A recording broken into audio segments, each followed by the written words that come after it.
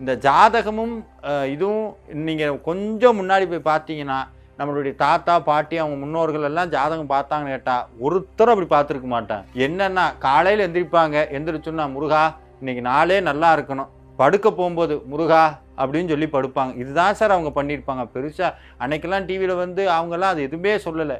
இன்னைக்கு என்னென்னா இன்னைக்கு நம்மளுக்கு துன்பங்களும் அதிகமாக இருக்குது. இந்த துன்பத்துக்கு விடை காண போய் மேலும் துன்பத்தை சேர்த்துக்கிட்ட மாதிரி போய் ஒவ்வொரு இடத்துலையும் பார்த்து பார்த்து ஒவ்வொன்று இதை சொல்கிறாங்க.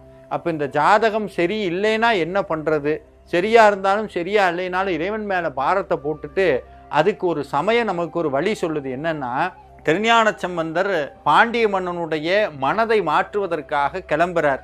அப்போ கிளம்ப போகும்போது அப்பர் பெருமான் சொல்கிறார், இன்னைக்கு கோள்கள் எல்லாம் சரியில்லை, கொஞ்ச நாள் கழித்து போனால் வெற்றி நம்மக்கிட்ட தான் வரும் அப்படின்னு. அப்போ திருஞான சம்பந்தர் ஒரு அழகாக ஒரு வார்த்தை சொல்கிறார். என்னென்னா இந்த உலகையே